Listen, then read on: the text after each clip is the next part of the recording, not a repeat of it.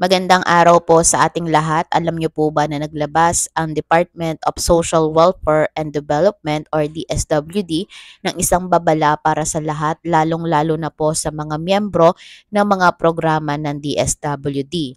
Ayon po dito, hindi totoo ang kumakalat na Facebook post ng Department of Social Welfare and Development or DSWD ay magkakaroon ng payout na buwan ng tulong pinansyal bilang bahagi ng Unconditional Cash Transfer o UCT program at ang listahan ay maaaring ma-access sa pamamagitan ng isang link. Ang UCT ay subsidiya na pinapatupad noong taong 2018 at nagtapos po noong taong 2020 sa ilalim po ng Republic Act 10963 or Tax Reform Acceleration and Conclusion or tinatawag na train law.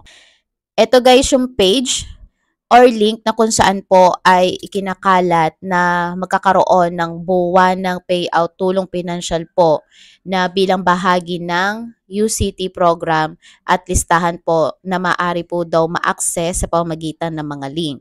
Ang mga page na nabanggit ay gumagamit po ng identity ng DSWD nang walang pahintulot at nandiling lang sa publiko sa pag-aakalang ito ay isang opisyal na plataporma ng ahensya.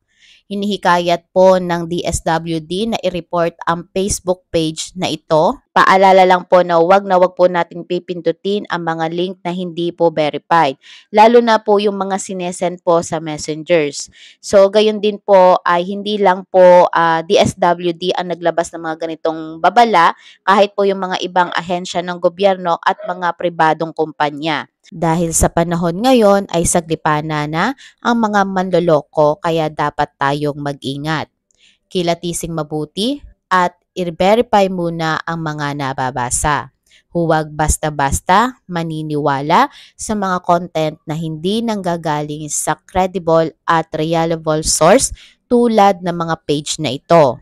Narito lamang po ang mga opisyal at social media accounts at website ng DSWD. Nandyan po guys sa screen, i-post lang po natin at ating pupuntahan in case na meron po tayong kailangang malaman tungkol po sa mga programa ng DSWD.